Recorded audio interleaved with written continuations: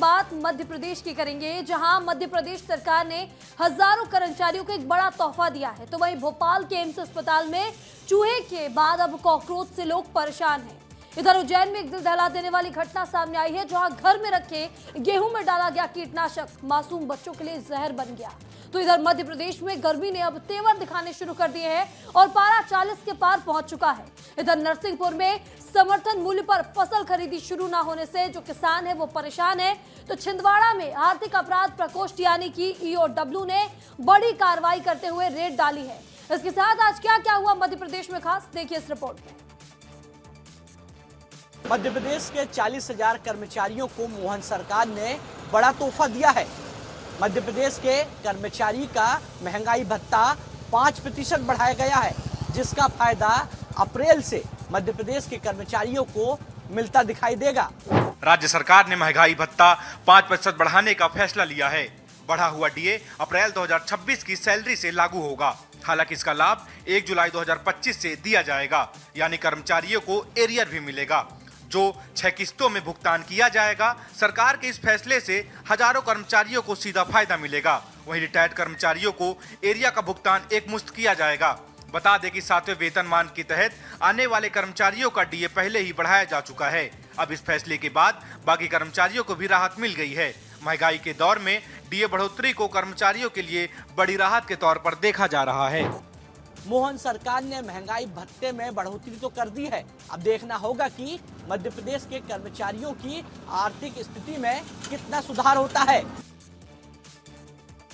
Bhopal AIIMS में एक बार फिर लापरवाही की तस्वीर निकल के सामने आई है। बच्चों के आईसीयू में इससे पहले चूहे दिखने का मामला सामने आया। अब मरीज एम्स में कॉकरोच की वजह से परेशान है। राजधानी भोपाल के एम्स में एक बार फिर गंभीर लापरवाही का मामला सामने आया है, जहां साफ सफाई को लेकर बड़े सवाल खड़े हो गए हैं।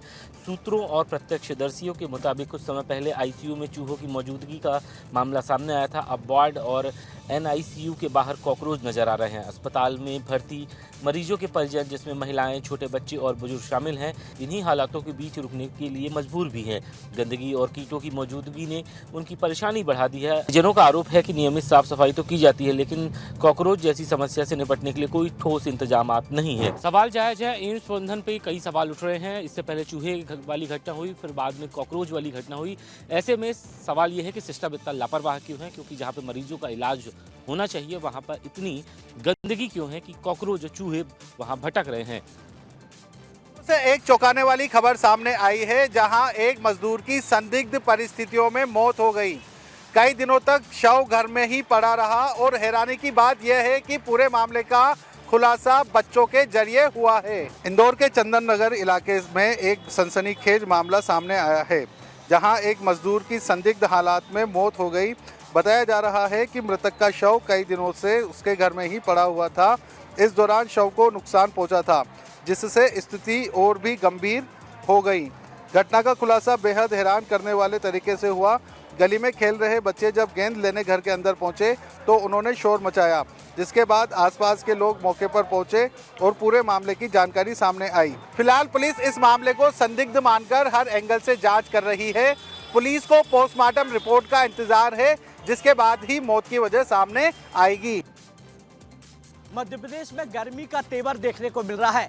मध्य प्रदेश में 42 डिग्री तापमान जा चुका है और मौसम विभाग का कहना है कि आने वाले 2 दिन बाद मध्य प्रदेश में लू चलती हुई दिखाई देगी। राजधानी भोपाल समेत कई शहरों में गर्मी का प्रकोप लगातार बढ़ रहा है। सीजन में पहली बार तापमान 42 डिग्री सेल्सियस के पार पहुंच गया है, जिससे लोगों का जनजीवन प्रभावित होने लगा है। सबसे ज्यादा गर्मी नर्मदापुरम में रिकॉर्ड की गई है, जहां पारा 42.1 डिग्री सेल्सियस तक पहुंच गया है। तेज धूप और गर्म हवाओं ने लोगों का घर से निकलना मुश्किल कर दिया है। मौसम विभाग ने 16 और 17 अप्रैल के लिए अलर्ट जारी किया है, जिसमें प्रदेश के कई जिलों में भीषण लू चलने की संभावना जताई जा रही है। सागर और अशोकनगर में स्कूलों का समय बदल दिया गया है। अब नर्सरी से लेकर 12वीं तक की कक्षाएं सुबह 7:30 बजे से दोपहर 12 बजे तक लगेंगी। दोपहर में सड़कों पर सन्नाटा देखने को मिल रहा है। लोग गर्मी से बचने के लिए छांव और ठंड पेय का सहारा ले रहे हैं और इस गर्मी से निजात पाने के कोई भी आसार दिखाई नहीं दे रहा है। अब लोगों को अपनी सुरक्षा गर्मी से खुद करनी होगी। नरसिंहपुर पर समर्थन मूल्य पर खरीदी शुरू नहीं होने से किसान परेशान है। चना, मसूर और गेहूं की खरीदी 15 अप्रैल तक शुरू नहीं होने से किसान काफी परेशान होते नजर आ रहे हैं। नरसिंहपुर में किसानों को समर्थन मूल्य पर फसल बेचने में भारी दिक्कतों का सामना करना पड़ रहा है। सरकार की तय तारीख के बावजूद खरीदी केंद्रों पर व्यवस्था पटरी पर नहीं आ पाई है। 15 अप्रैल से गेहूं, चना और मसूर की खरीदी शुरू होनी थी, लेकिन कई केंद्रों पर अब तक खरीदी शुरू नहीं हो सकी, जिसके चलते किसान अपनी उपज लेकर इधर उधर भटक रहे हैं। हालात ये हैं कि मजबूरी में किसानों को अपनी फसल मंडियों में कम दामों पर बेचनी पड़ रही है। वहीं खरीदी प्रक्रिया के तहत स्लॉट बुकिंग अनिवार्य होने से भी परेशानी बढ़ गई है। कई किसानों का कहना है कि स्लॉट ही बुक नहीं हो पा रहे। इस अव्यवस्था को लेकर किसानों में भारी नाराजगी है। अधिकारियों के दावों के बाद जमीनी हकीकत कुछ और ही नजर आ रही है। खरीदी शुरू नहीं होने से किसान काफी परेशान है। सवाल खड़े हो रहे हैं कि आखिर किसानों की परेशानी कब तक खत्म होगी। छिंदवाड़ा में ईओडब्ल्यू की रेड पड़ी है। छिंदवाड़ा में रिटायर्ड पीडब्ल्यूडी के एसडीओ के घर और उससे जुड़े ठिकानों पर सुबह से ही ईओडब्ल्यू की कार्रवाई जारी है। छिंदवाड़ा में आर्थिक अपराध प्रकोष्ठ की टीम ने गुरुवार सुबह बड़ी कार्रवाई की। टीम ने परसिया रोड स्थित वंदना लॉन में दबिश दी। बताया जा रहा है यह कार्रवाई रिटायर्ड पीडब्ल्यूडी अधिकारी महेंद्र नागवंशी से जुड़े ठिकानों पर की जा रही है। टीम लॉन परिसर में बने मकान के अंदर जांच में जुटी हुई है। कार्रवाई शुरू होते ही परिसर का मुख्य गेट अंदर से बंद कर दिया गया ताकि जांच पूरी तरह गोपनीय बनी रहे। मौके पर सुरक्षा के लिए भारी पुलिस बल भी तैनात किया गया है। मौके पर मौजूद ईओडब्ल्यू अधिकारियों ने फिलहाल सिर्फ रेड की पुष्टि की है और विस्तृत जानकारी देने से इनकार किया है। अधिकारियों का कहना है कि कार्रवाई पूरे होने के बाद ही आधिकारिक जानकारी साझा की जाएगी। सूत्रों के मुताबिक यहाँ कार्रवाई दोपहर तक चलने की संभावना बताई जा रही है। हर दस्तावेज एवं हर पहलू पर जांच की जा रही है। अब बताया जा रहा है कि दोपहर बाद इसका खुलासा किया जाएगा। मध्य प्रदेश के बड़वानी जिले के पाटी विकासखंड के कई गांव इन दिनों भीषण जल संकट से जूझ रहे हैं। गर्मी ने अपने तेवर दिखाना शुरू कर दिए हैं और इसके साथ ही पानी के संकट ने इन ग्रामीणों की जिंदगी पूरी तरह प्रभावित कर दी है। मामला पाटी विकास खंड के पिपरकुंड ग्राम पंचायत के कुंडिया फलिया और कंजानिया फलिया का है, जहां भीषण जल संकट गहराता जा रहा है।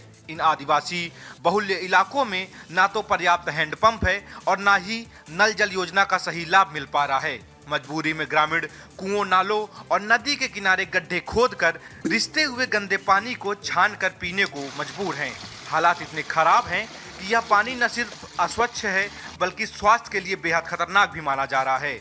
कुड़िया फलिया में छोटे छोटे बच्चे तक कुएं में उतरकर पानी भरते नजर आए। वहीं कंजानिया फलिया में महिलाएं और बुजुर्ग कई किलोमीटर दूर से पानी ढोते दिखे। वहीं इसको लेकर कई बार ग्रामीणों ने जनप्रतिनिधि और जिला प्रशासन को भी शिकायत की है, मगर जिम्मेदार अधिकारियों का इस ओर कोई ध्यान नहीं है।